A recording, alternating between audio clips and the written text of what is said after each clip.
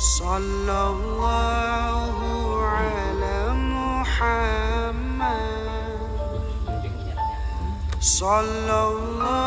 Muhammadin sallallahu alaihi wasallam wa alihi wa sahbihi wa dzurriyyatihi wa qarabatihi wa ahli baitihi ajma'in wa ila musannifil kitab wa muqaddibil hadil kitab wa masyayikhihim wa ustadihim wa usulihim wa furu'ihim wa jami'i masyayikhina wa ustadina wa usulihim wa furu'ihim wa jami'i talamidana wa liman fa'ati wa barakati hadil kitab wa hadhil ulum fid dunya wal akhirah. Al-Fatihah. A'udzu billahi minasyaitonir rajim. Bismillahirrahmanirrahim.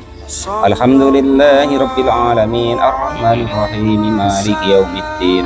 Iyyaka na'budu wa iyyaka nasta'in. Ihdinas siratal mustaqim. Siratal ladzina an'amta 'alaihim ghairil maghdubi 'alaihim waladdallin. Masih lama kerja tempat begitu. Bismillahirrahmanirrahim. Qala al-mu'allif rahimahullah wa nafa'ana wa nafa'ani bi ulumihi fid dharain amin ya rabbal alamin. Masih meneruskan maksiat-maksiat mulut kita atau yang harus kita jaga dari mulut kita. Jangan sampai kita ucapkan atau jangan sampai kita biasakan kita ucapkan. Yang seterusnya yaitu wadhiharu dan juga dhihar. Mungkin ini Pak Lupi ya baru dengar ini, apa sih Pak dhihar itu? Dhihar itu Pak Lupi, wahwa adapun yang disebut dhihar itu tasbihu zauji, menyamakannya seorang suami zaujatihi kepada istrinya fil hurmat, istrinya suami tadi fil hurmati, di dalam muhrimnya atau kehormatannya bimukhrimihi, kepada muhrimnya suami. Bagaimana sih Pak maksudnya itu? Maksudnya tuh begini. Jadi umpama Pak Lupi saking menyayangi istrinya, ya kan, ngelus-ngelus pipinya umpama kan. Nah itu umpama loh ini. Walah dek pipimu halusnya minta ampun. Macem apa dek? Macem pipi ibuku. Nah umpama itu dhihar itu begitu contohnya ya. Jadi menyamakan istri kita dengan muhrim kita, entah ibu kita atau saudara kandung kita, itu disebut dhihar. Kata-kata dhihar ini dari kata-kata punggung Pak Lupi. Nah, jadi punggung itu artinya itu yang disamakan tuh punggungnya aslinya.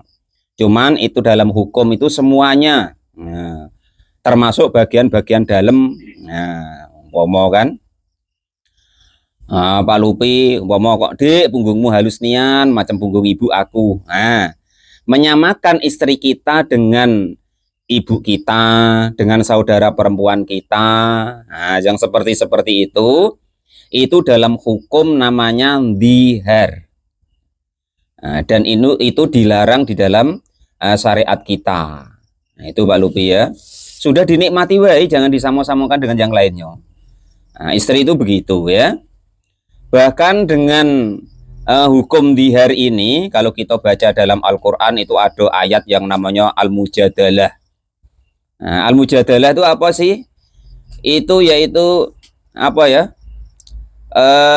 Cerewetnya seorang perempuan, ya kan? Sampai ibaratnya tuh mengkritik Allah Subhanahu wa Ta'ala. Itu perempuan itu sampai ada ayatnya namanya Al-Mujadalah.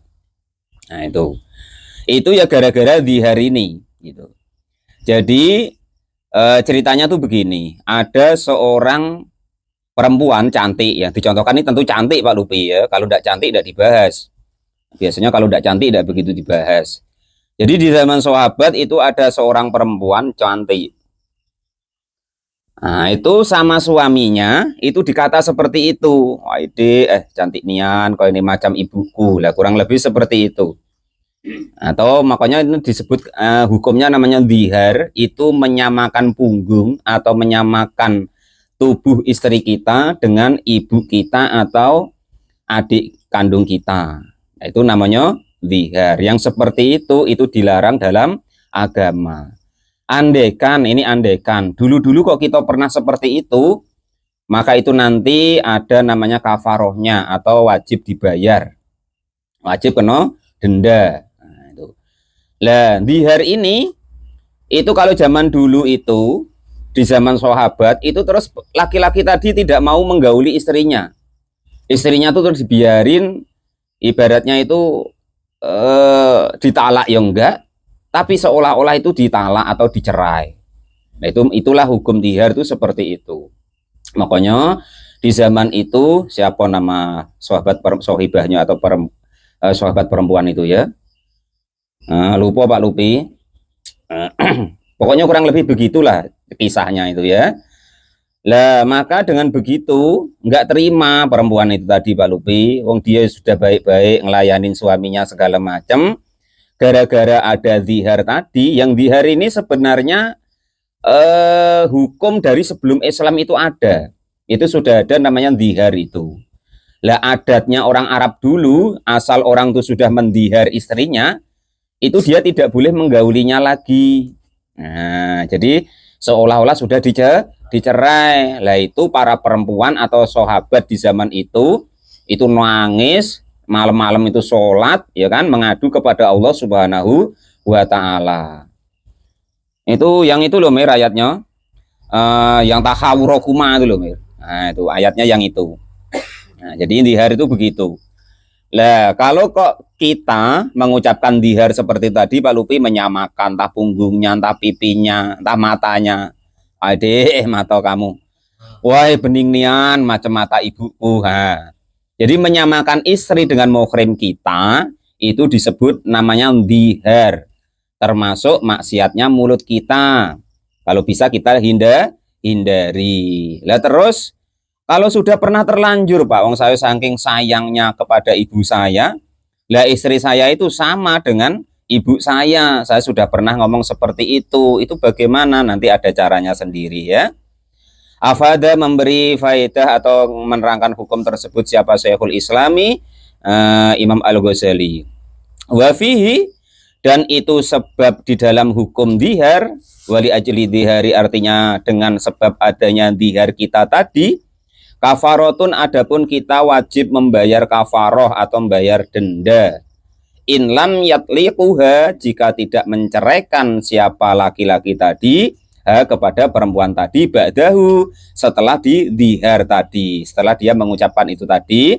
Kalau zaman dulu, zaman sahabat itu terus dicerai fauron dengan seketika. Dikarenakan apa? Dalam hukum itu nanti sama persis dengan ibu kita. Nah kalau ndak Pak Lupi cerai, nah itu kan jadinya namanya itu sama dengan kita berhubungan dengan ibu kita. Lah maksudnya itu begitu di hari itu. Maka itu dilarang oleh agama. Sudah dinikmati wae istrinya, ndak usah disama-samakan dengan ini itu. Nah, itu nggak usah. Nah, kalau Pak Lupi nak nyamakan tuh begini caranya, Dek. Matamu bening nian, lebar nian macam mata bidadari. Nah, seralah begitu. Cuman dalam syariat itu tidak diperbolehkan kita menyamakan istri kita dengan dengan muhrim kita. Contoh ibu kita, saudara perempuan kita, ya kan, nenek kita, dan lain sebagainya yang itu adalah muhrim kita.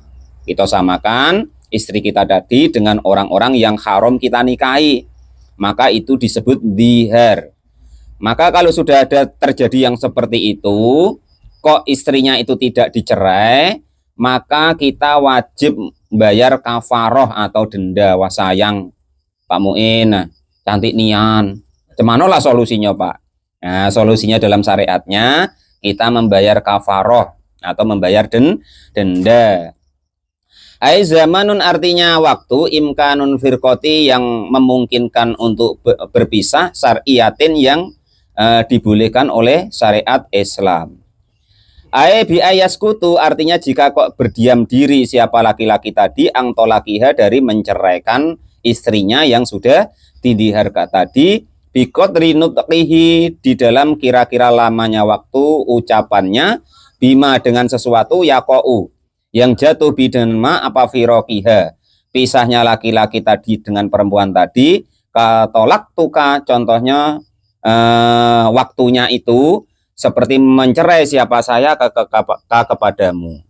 Wa angti dan adapun engkau itu tolikun perempuan yang sudah dicerai.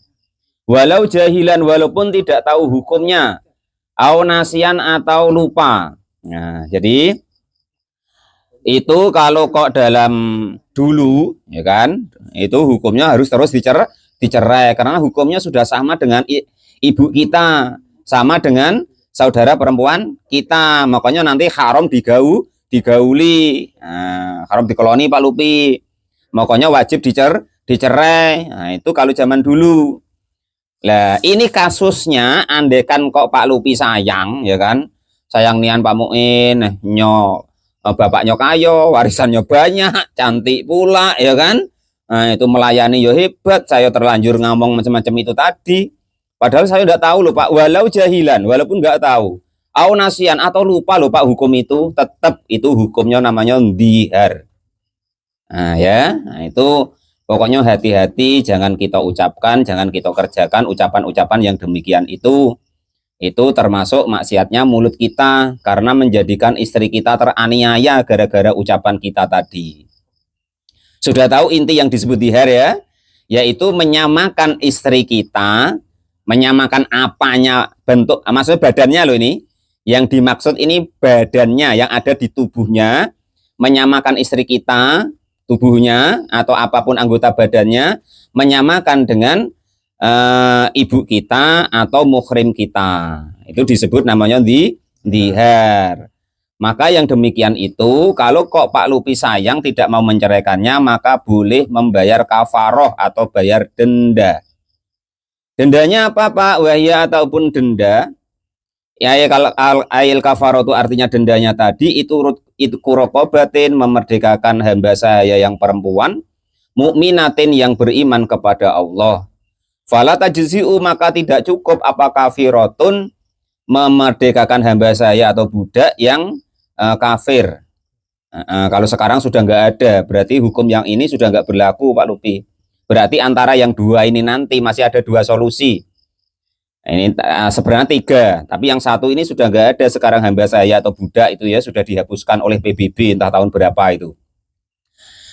Salimatin yang selamat artinya tuh yang sempurna badannya, min uyubin dari cacat, yakhilu yang mencacatkan, bi amalin yang bikin cacat, bi amalin dengan pekerjaannya, ikhlalan dengan cacat yang benar-benar mencacatkan, bayinan yang jelas atau nyata. Jadi pokoknya yang harganya mahal lah gitu. Fa in ajaza, maka jika tidak mampu karena mungkin tidak punya duit umpomo, atau mungkin zaman sekarang sudah tidak ada lagi hamba saya atau budak, al mukafaru artinya yang dikafaroi anil iktaqi dari memerdekakan hamba saya, hasan baik apa namanya dalam gagasannya, aus syar'an atau pelaksanaannya, waktal adail kafaroti di dalam waktu melaksanakan kafaroh, soma maka boleh diganti dengan puasa. Yang puasanya tadi sahro ini 2 bulan mutatabi'a ini yang berturut-turut, wasaronian Pak Lupi ya. Hukumannya ini sama dengan menggauli istri ketika bulan Ramadan, sama persis ini ya. Wes pokoknya ditahan-tahan, kalau siang hari itu dipakai apa gitu Pak Lupi, digembok apa-apa kalau bulan Ramadan, kalau siang hari, kalau malam bebas hajar lah Pak Janis. Kalau malam, kalau siang jangan gitu. Kalau tidak kuat minta obat Pak Lupi. Qolal mu'alim rahimahullah wa nafa'ani bi ulumi fitarani amin ya rabbal alamin.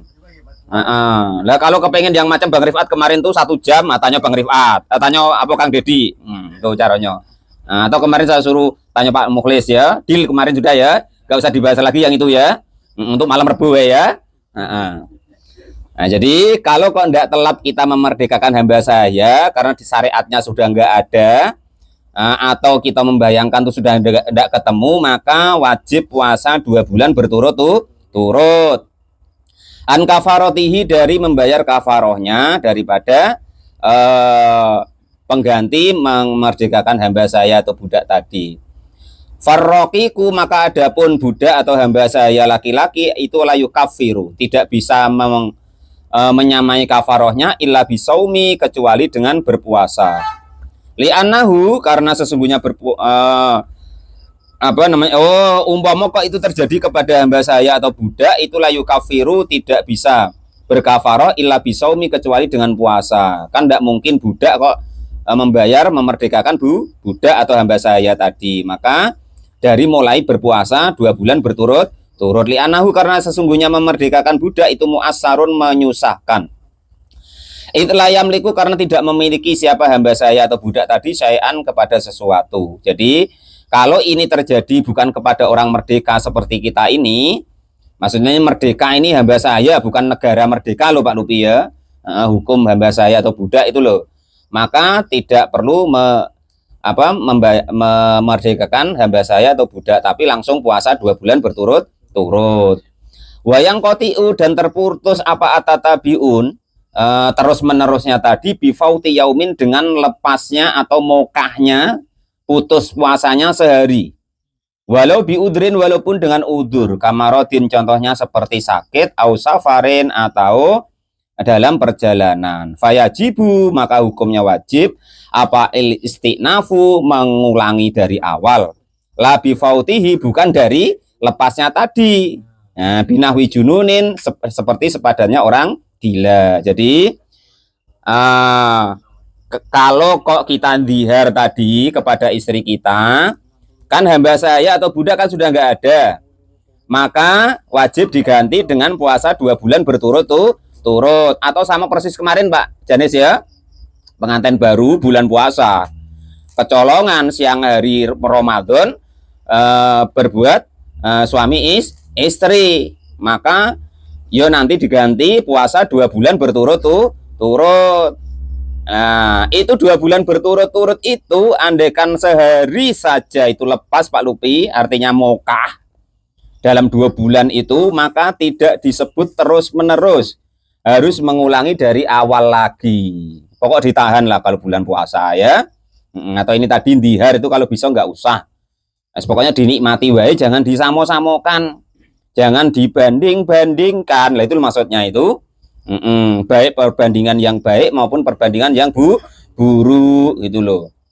Ini punya istri cerewet, kau ini loh Dek, nggak sama dengan orang-orang itu, nggak usah begitu Pak Lupi, malam nanti nggak dikasih jatah kalau kita bilang begitu.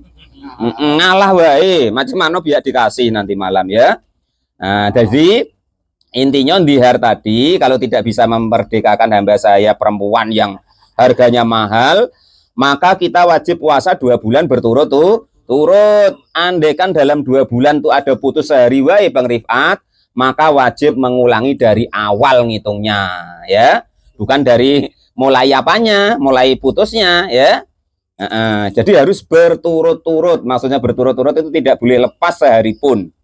Nah itu, waduh Pak, dulu saya pernah loh Pak, ketika muda, itu diganti Pak Janis, puasa 2 bulan berturut-turut. Umpama kok bulan puasa dulu siang hari pernah begitu, itu kalau sudah muslim loh Pak ya, itu kalau sudah Islam. Tapi umpama ada seseorang tuh dulunya belum Islam, melakukan itu di bulan Ramadan, dia belum kena hukum.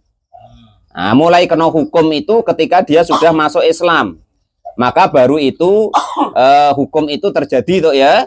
Kalau dulunya kok belum Islam, maka tidak dibahas.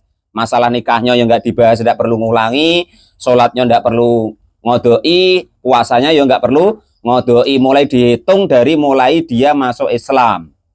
Nah itu begitu. Lah terus ketika kok sudah masuk Islam terjadi itu, maka ya tetap, nah ya tetap nanti bayar puasa 2 bulan berturut-turut.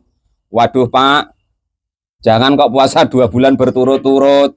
Lah kemarin lo puasa Ramadan sebulan wae jebol, nggak tahan Pak Topik ya. Untung Pak Topik nggak punya. Kalau punya lah repot kena bahasan ini ya kan itu. Nah terus kalau nggak mampu yang itu bagaimana Pak? Berat itu Pak. Kalau 2 bulan mau sebulan wae nggak tahan. Padahal sebenarnya tuh ditahan-tahan loh Pak Janis ya. Kalau sudah maghrib tuh sudah boleh loh. Begitu adzan Allahu Akbar maghrib tuh sebenarnya bahas lah sebenarnya kan, nggak masalah. Cuman ya itu gitu loh. Jadi boleh Pak Muklis. Ada contohnya tuh sahabat ya, cuman ya jangan ditiru kakek, apalagi ada anaknya. Sana nak kau buka duluan. Lah bapak nak kemana bukanya? Saya nak buka di kamar dengan ibumu. Nah itu terserah lah. Kok geludak-geluduk apa kata anaknya, dikira bertengkar pula yang tambah repot. Sabar dulu ketika anaknya sudah tidur. Atau macam orang kubu tuh di semak-semak sana kan, ya tidak ketengok anak-anak. Qala al-mu'allif rahimahullah wa nafa'ani bil fidarin amin ya rabbal alamin. Terserah lah macam mana berejo akalnya kan. Nah itu pokoknya asal sudah maghrib itu sudah mulai boleh. Kalau dari waktu subuh sampai waktu maghrib itu jangan sampai dikerjakan itu kalau puasa. Tak pergi mancing, tak tidur di jauh sana lah biar tidak tergoda istrinya ya kan. Nah itu sama istrinya begitu Pak Lupi. Apalagi enggak dengan istrinya tuh. Wah tambah berat tuh ya. Nah, jangan pokoknya.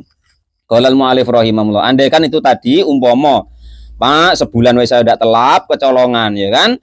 Fa in ajaza maka jika kok tidak mampu anisaumi dari puasa atau tatabiun atau terus menerusnya lima rodin sebab dia entah sakit tah apa tadumu yang bisa melanggengkan sahro ini kepada 2 bulan bidoni dengan pandangannya atau perkiraannya, wah kayaknya ini tidak mampu ini saya kalau puasa 2 bulan, wong sebulan wae kecolongan lah, apalagi kok 2 bulan, ya kan itu. Auli masyakotin atau karena berat, tidak mampu lah jelas nggak mampu nih. Nah, cari jalan solusi lainnya. Walau li syabakin, walaupun karena apa syabak tuh Pak? Besar nafsu syahwatnya ya. Dulu arti Pak. Syabak itu masanya artinya balapan Pak kalau di sini itu. Besar nafsu syahwat ya.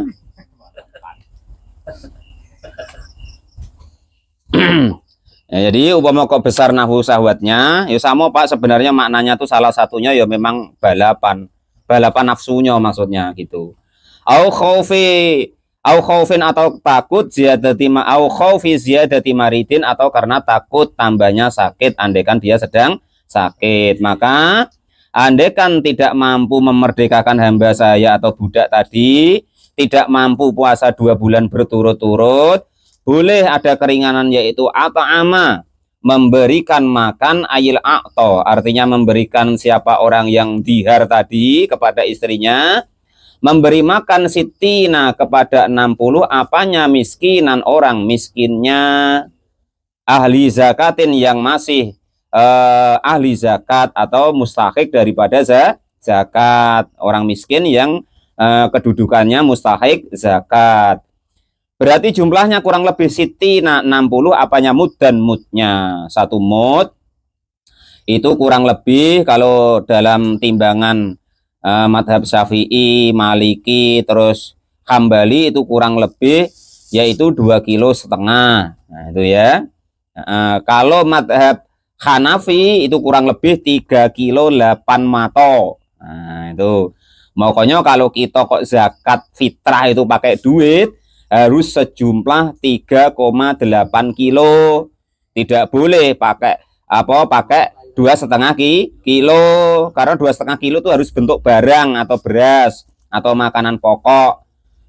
Kalau nak pakai duit harus mengikuti madhab Hanafi. Madhab Hanafi itu dia itu 1 mudnya kalau ditaker di Indonesia itu kurang lebih 3,8 mud atau 3 kilo 8 mata. Nah itu umpama harganya kok 10.000, beras itu 1 kilo berarti 38.000 itu untuk 1 orang. Jangan sampai salah paham ya.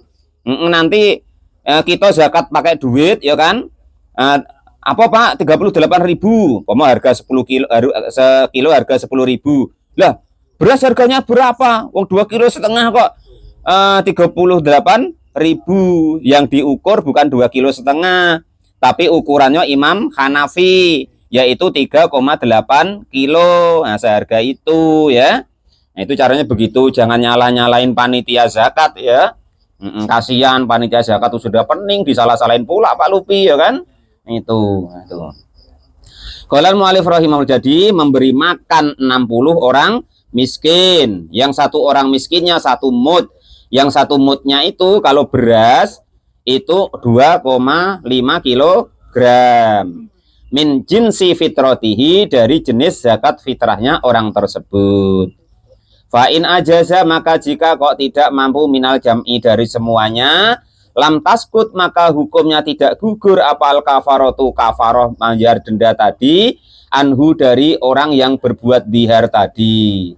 Faida qadara, maka ketika kok sudah mampu ala khaslatin fi'liha, atas melaksanakan yaitu pembayaran kafarohnya tadi. Jadi umpama ya kan memberi makan orang miskin atau sodakoh 2,5 kilogram per satu orang untuk 60 orang tadi kok ya tidak mampu, dicicil.